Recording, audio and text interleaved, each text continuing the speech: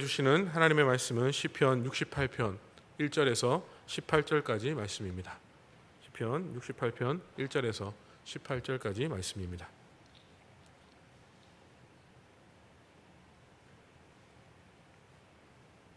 우리 1절부터 18절까지 말씀을 우리 함께 교독하시겠습니다.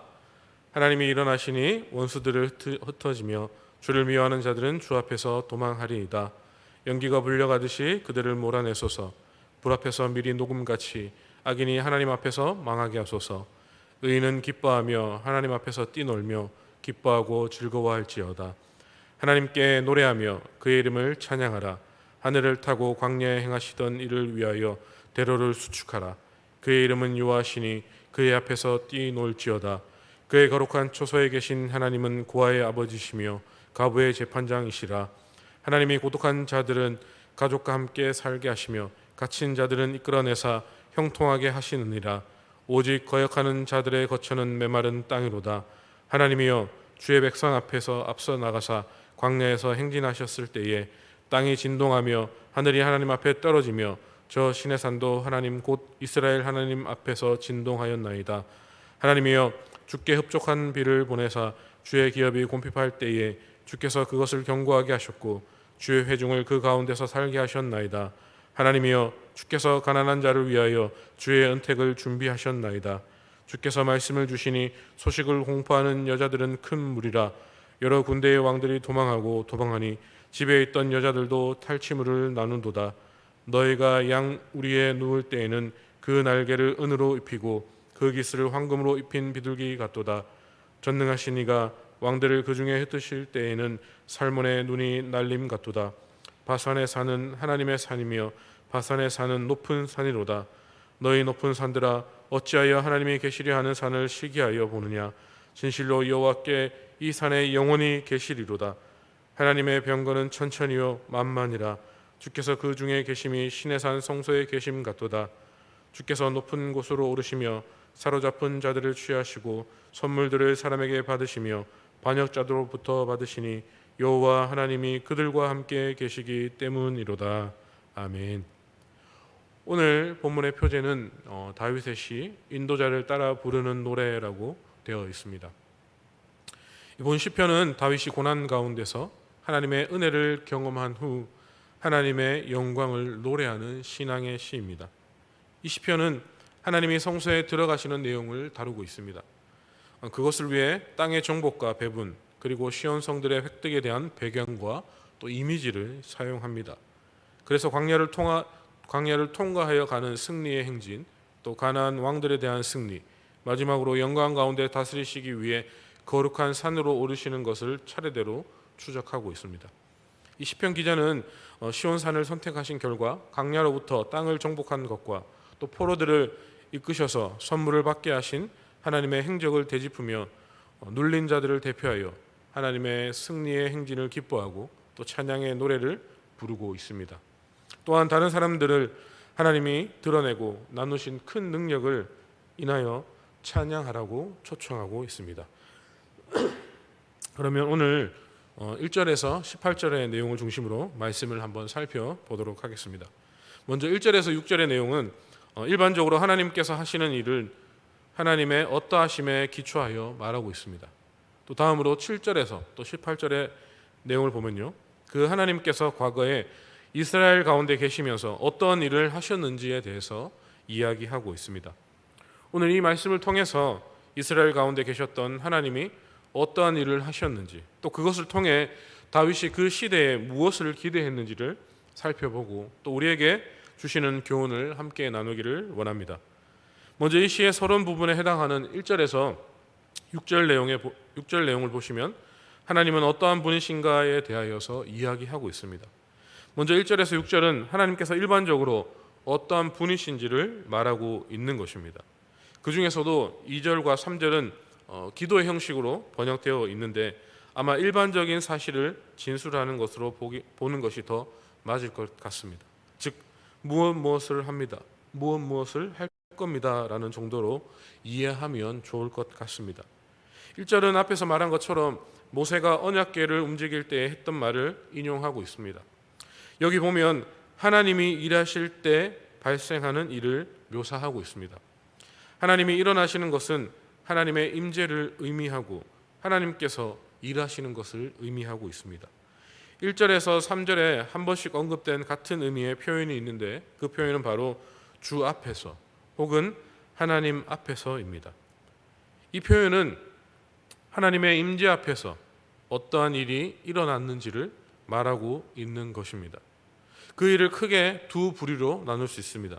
먼저 악인들은 주 앞에서 멸망하고 의인들은 주 앞에서 기뻐 즐거워합니다. 다음으로 악인들은 하나님을 미워하는 자들로 하나님의 원수이다. 그들은 연기가 바람에 날려가는 것처럼 사라지고 밀랍이 불에 녹아 사라지는 것처럼 사라질 것이다. 하나님께서 그들 가운데 계시다는 것은 그런 의미이고 바로 심판인 것입니다. 하지만 의인들은 다르다고 이야기하고 있습니다. 그들은 기뻐하고 즐거워하게 되는데 그 이유를 오늘 본문 5절과 6절에서 이야기해 주고 있습니다. 우리 5절과 6절 말씀을 함께 읽어보겠습니다. 그의 거룩한 초소에 계신 하나님은 고아의 아버지시며 가부의 재판장이시라. 하나님이 고독한 자들은 가족과 함께 살게 하시며 갇힌 자들은 이끌어내사 형통하게 하시느니라. 오직 거역하는 자들의 거처는 메마른 땅이로다. 아멘. 여기서 말하는 거룩한 처소는 성전보다는 하나님이 계신 장소로서의 하늘을 의미하고 있습니다. 하나님은 하늘의 하나님이시지만 하늘에만 계셔서 우리에게는 관심 없는 분이 아니십니다. 이스라엘은 출애굽을 통해 또 광야의 긴 여정을 통해 그것을 분명히 알았고 경험하였습니다. 그래서 4절에서는 하늘을 타고 광야에서 행하시더니라고 그렇게 표현하고 있는 것입니다. 그럼 그 하나님은 어떠한 일을 하셨을까요? 고아의 아버지가 되어주시고 가부의 재판장이 되어주십니다. 사회적으로 가장 약하고 빈곤한 자들의 든든한 보호자가 되어주시는 것입니다. 또 6절에는 고독한 자가 나오는데 감정적으로 외로운 사람을 말하는 것이 아니라 가족이나 친지가 없이 홀로 생계를 꾸려가야 하는 사람들을 이야기하는 것이었습니다. 오늘날에서는 혼자도 충분히 경제 활동을 할 수 있기 때문에 그게 큰 문제가 아닐 수도 있지만 가족 단위의 경제 생활을 했던 과거에는 그렇지 않았습니다. 하나님은 그런 자들을 가족과 함께 살게 하십니다. 그리고 갇힌 자들도 언급됩니다. 이 사람들은 자기 죄 때문에 이렇게 된 사람들이 아니라 경제적인 상황, 정치적인 목적이나 전쟁 때문에 억울하게 갇힌 자들이었습니다. 그런 자들을 풀어주신다는 말입니다. 즉 여기에 언급된 사람들은 도움이 절실히 필요한 사람들이고 또 그들 가운데 계신 하나님은 그들을 도와주십니다. 그리고 오직 거역하는 자들은 심판하신다라는 것을 이야기하고 있습니다. 이것은 하나의 예로 이해해야 할 것입니다. 하나님이 부한 자는 전혀 신경 쓰지 않으신다는 말을 하려는 것이 아니라는 것입니다. 이 예를 통해 다윗이 말하고자 하는 것은 우리 가운데 계신 하나님은 공의로우셔서 억울한 자들, 압제당한 자들, 연약한 자들을 도우시는 분이시라는 것을 이야기하고 있는 것입니다. 한마디로 하나님은 자기 백성을 돌보시는 분이시라는 것입니다. 하나님께서 모세를 통해 주신 율법을 봐도 그런 하나님의 섬세한 배려가 있는 것을 알 수가 있습니다. 세상의 왕들은 힘 있는 자들, 부자들에게만 관심이 있지만 진정한 주권자이신 하나님은 그렇지 않다라는 것을 이야기하고 있습니다. 그래서 4절은 우리가 어떻게 해야 하는지를 이야기하고 있는 것입니다. 그 하나님을 미워하고 거역하는 것이 아니라 받아들이라는 것입니다. 우리 다 함께 4절 말씀을 함께 읽어보겠습니다. 하나님께 노래하며 그의 이름을 찬양하라. 하늘을 타고 광야에 행하시던 일을 위하여 대로를 수축하라. 그의 이름은 여호와이시니 그 앞에서 뛰놀지어다. 아멘. 하나님을 맞이하고 찬양하며 그 임재 앞에서 기뻐 뛰놀라라는 것이 다윗의 말이고 실제로 언약궤를 그들의 삶의 중심지로 가져오면서 다윗은 그런 삶을 살았습니다. 다윗은 하나님의 원수가 아닌 하나님의 백성으로 그렇게 할 수 있었고 다른 이스라엘 백성들에게도 그렇게 하라라고 말합니다. 왜냐하면 공의로 다스리시는 하나님이 바로 그들의 하나님 여호와이시기 때문입니다. 다윗은 이스라엘이 하나님의 백성으로서 하나님의 나라로서 합당하게 하나님을 예배하기를 원했습니다. 자신이 다스리는 나라가 하나님을 거역하는 다른 나라와는 다르기를 소망하였던 것입니다.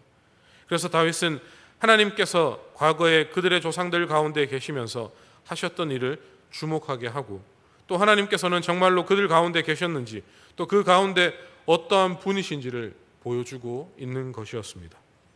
다음으로 7절에서 18절 내용을 보면 하나님은 어떠한 일을 하셨는가에 대하여서 이야기하고 있습니다. 오늘 우리가 본 68편에는 이 셀라라는 단어가 3번 나옵니다. 7절과 19절과 32절. 이 주로 셀라라는 단어를 끝내면서 내용을 다시 묵상해 볼 수 있게 하는 역할을 하는데, 여기서는 오히려 반대로 단락을 시작하면서 그 단락의 핵심이 무엇인지를 말해주고 있는 것입니다. 7절 말씀을 우리 함께 보시겠습니다. 하나님이여 주의 백성 앞에서 앞서 나가사 광야에서 행진하셨을 때에, 셀라라고 표현하고 있죠. 다윗은 하나님이 광야에 이스라엘과 함께 하시면서 그들을 인도하고 보호하셨던 일부터 다시 이야기하고 있습니다. 광야에서 이스라엘이 길을 갈 때에 그들은 지도를 보고 가지 않았습니다. 하나님의 임재를 나타내는 구름 기둥의 안내를 따라 언약궤가 가장 먼저 움직였고, 또 그 뒤를 따라 온 이스라엘의 지파들은 질서 있게 그 구름 기둥을 보고 행진하였습니다. 그들 가운데 하나님이 계시다는 것은 명백한 사실이었습니다. 그리고 구름 기둥을 통하여서 하나님은 그 사실을 증명해 주셨습니다. 다음으로 8절을 보시면 여기에서도 하나님 앞에서라는 단어의 말이 반복되어져 있습니다. 8절 말씀을 보시겠습니다. 땅이 진동하며 하늘의 하나님 앞에서 떨어지며 저 신의 산도 하나님 곧 이스라엘 하나님 앞에서 진동하였나이다. 아멘. 즉 하나님의 임재가 그들 가운데 있었음이 땅이 흔들리는 등 자연의 현상을 통하여서 나타내고 있는 것입니다. 특히 시내산에서 이스라엘 백성들은 하나님의 임재를 두려워해서 가까이 나아가지 못했고, 또 그 음성을 직접 듣는 것도 거부할 정도였습니다. 하나님께서 그들 가운데 계셨음은 의심할 여지가 없었습니다. 오랜 광야 생활을 하면서 그들을 먹이고 입히고 마시게 하는 분은 바로 그들 가운데 임재하셨던 하나님이셨습니다. 다음으로 9절과 10절을 보시겠습니다.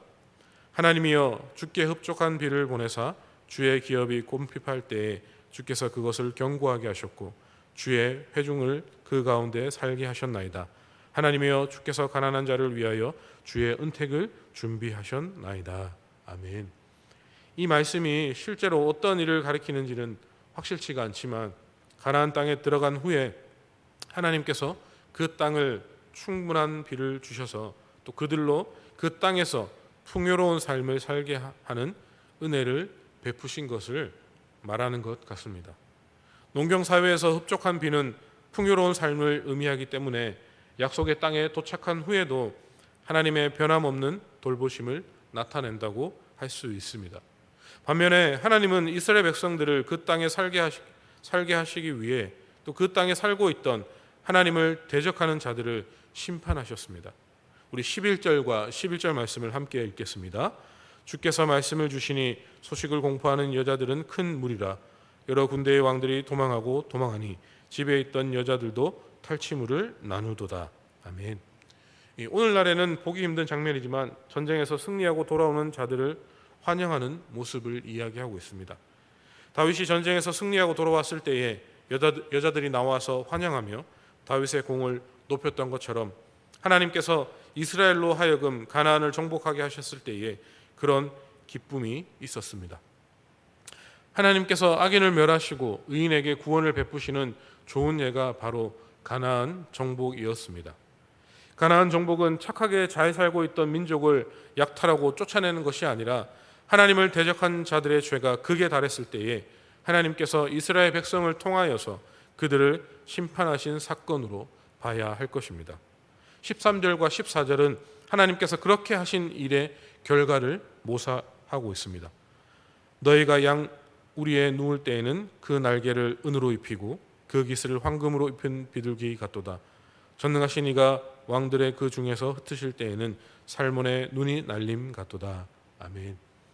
이 13절의 묘사도 이해하기 쉽지는 않지만 평화롭게 가나안 땅에 정착한 이스라엘의 모습을 말하는 것 같습니다.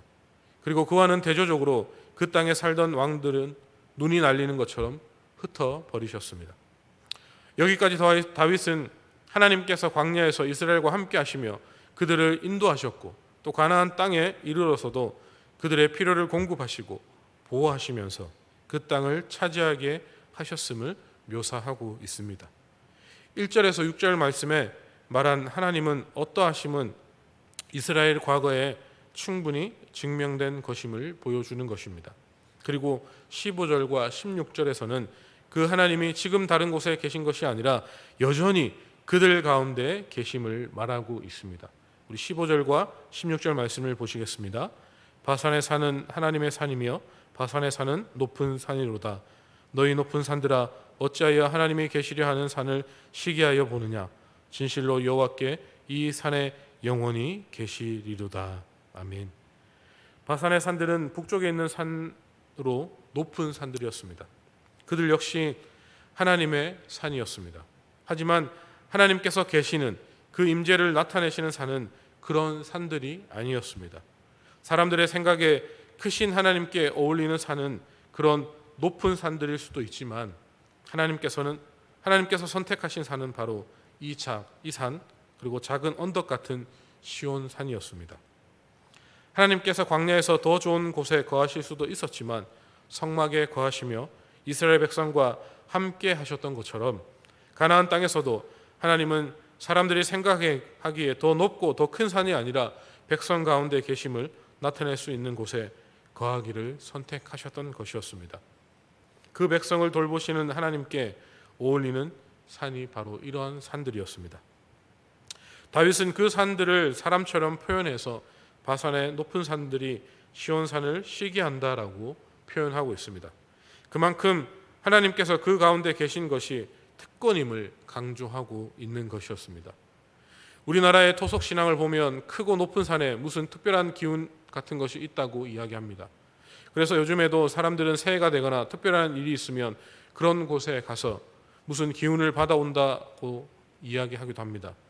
그런 관점에서 보면 하나님이 크고 높은 산이 아닌 작은 산에 거하시는 것이 문제가 될 수도 있을 것입니다. 17절에서 보시면 하나님의 병거는 천천히요 만민이라 주께서 그 중에 계심이 신의 산 성소에 계신 같도다라고 이야기하고 있습니다. 작은 산에 하나님께서 특별한 임재를 두시는 것은 아무 문제도 되지 않습니다. 신의 산 성소에 계셨던 하나님, 그들이 두려워하였던 하나님은 이곳에 여전히 셀 수 없이 많은 대군을 거스리시는 하나님이기 때문이다라고 이야기하고 있습니다. 하나님이 계신 장소가 하나님의 어떠하심을 정하는 것이 아니라 하나님의 어떠하심이 그 장소를 다르게 만든다라는 것을 이야기하고 있는 것입니다. 우리 마지막으로 18절 말씀을 우리 함께 읽어 보겠습니다. 주께서 높은 곳으로 오르시며 사로잡은 자들을 취하시고 선물들을 사람에게 받으시며 반역자들로부터 받으시니 여호와 하나님이 그들과 함께 계시기 때문이로다. 아멘. 여기서 다윗은 하나님을 궁극적인 승리자로 묘사하고 있습니다. 높은 곳에 오르시고 포로와 전리품을 취하며 원수들을 굴복시키는 모습을 이야기하고 있습니다. 그 승리에 하나님이 이스라엘과 함께 계십니다. 여전히 그들 가운데 있는 언약궤가 그것을 상징적으로 보여주고 있는 것입니다. 광야에서 시작해서 지금 그들이 있는 예루살렘까지 하나님이 그들 가운데 계셨고 또 그들을 위해 일하셨음을 다윗은 분명히 이야기하고 있는 것입니다. 말씀을 정리하겠습니다. 우리는 모두가 죄인이라고는 쉽게 말하지만 내가 진짜 죄인이라는 것을 인정하기를 어려워합니다. 또 그와 비슷하게 하나님이 어디에든 계시다고 말하지만 하나님이 우리 가운데 계시다는 것을 현실감 있게 느끼지는 못하는 것 같습니다. 어쩌면 우리에게도 하나님의 임재를 깨닫고 경험하게 해주는 성장과 언약궤가 필요한지 모르겠습니다.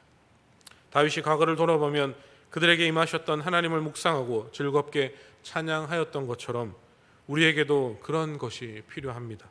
성경을 통해 하나님이 어떠한 분이신지 또 어떤 일을 하셨는지를 묵상하고 또 그 하나님의 뜻에 순종하는 삶을 살아갈 때에 우리는 하나님께서 우리 가운데 계심을 가장 선명하게 알게 될 것이고 또 그것이 우리의 참된 기쁨과 예배가 될 것입니다.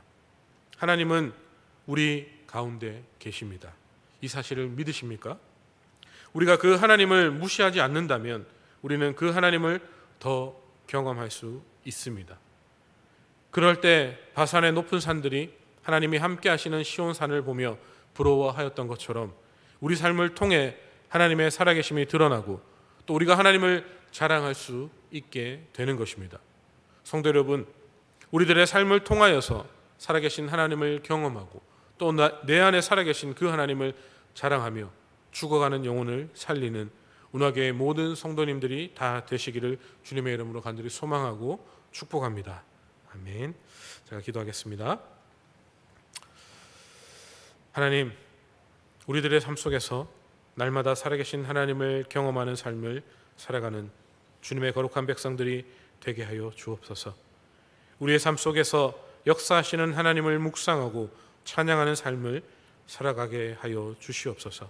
그리하여 하나님이 어떠한 분이신지 어떠한 일들을 하셨는지 알게 하시고 그 살아계신 하나님을 날마다 묵상하고 하나님의 뜻에 순종하며 살아가는 운하교의 모든 성도님들이 되게 하여 주시옵소서. 지금은 하나님께 간절하게 기도하여 우리의 모든 상황과 환경을 기도로 돌파해 나갈 수 있는 은혜를 허락하여 주시옵소서. 그리하여 삶의 어려운 문제로 고통 속에 있는 이들에게 주님의 위로와 사랑으로 회복해 하시고 소망과 믿음의 아름다운 열매를 맺는 운하교의 모든 성도님들이 되게 하여 주시옵소서. 담임 목사님, 사모님께 권세 있는 말씀 주시고 건강과 사랑과 지혜와 리더십을 주시고 교육자님, 장로님, 셀리더 모든 리더십이 새벽 기도에 나와 성령 충만받아 오이코스를 작정하여 새가족 오이코스 결석자들을 잘 돌보고 복음 전하고 양육하여 세 명의 예수 제자 삼게 하여 주시옵소서. 하나님, 한국교회가 성령 충만하고 자유민주주의의 헌법같이 자유시장 경제원리, 양성평등의 가치가 잘 지켜지고 차별금지법 제정안과 건강가정기본법, 주민자치기본법, 언론중재법 개정안을 막아주시고 정의가 살아있고 경제가 번영되고 북한 지하교인에게 은혜 베푸시고 북한의 복음이 전파되고 복음으로 통일될 수 있도록 성령님 역사하여 주시옵소서. 코로나를 넘어서 전 세계 5천 미개척 종족이 복음화되게 하시고 우리 교회가 협력하고 있는 모든 선교지와 모든 선교사님들을 지키시고 보호하여 주시고 모든 선교의 현장마다 하나님의 은혜가 넘치게 하셔서 많은 믿음의 열매를 맺게 하여 주시옵소서. 특별히 바라나시 센터교회가 잘 세워지게 하시고 아프간의 탈레반을 막아주시고 기독교인들을 보호하시고 승리케 하여 주시옵소서. 이 시간 각자의 기도의 제목들을 가지고 주님 앞에 간절하게 기도해야 하는 그 기도의 제목들을 들으시고 하나님께서 모두 다 응답하여 주시옵소서. 기도하는 모든 자들이 하나님께서 응답하여 주실 것이라는 믿음을 가지고 간절하게 하나님께 엎드려 하나님의 이름을 부르며 기도할 수 있는 은혜를 우리에게 허락하여 주시옵소서. 살아계신 주님을 찬양합니다. 예수님의 이름으로 기도드립니다. 아멘. 이 시간 말씀을 생각하시면서 여러분의 기도의 제목들을 가지고 우리 주님의 이름을 한번 간절하게 부르짖고 기도하며 나가시겠습니다. 주여, 하나님 감사합니다. 하나님 은혜 내려주시고 하나님 함께하여 주시옵소서. 아버지 하나님을 바라볼 수밖에 없음을 고백합니다. 아버지 하나님을 의지할 수밖에 없음을 고백하오니 주님 역사하여 주시옵소서.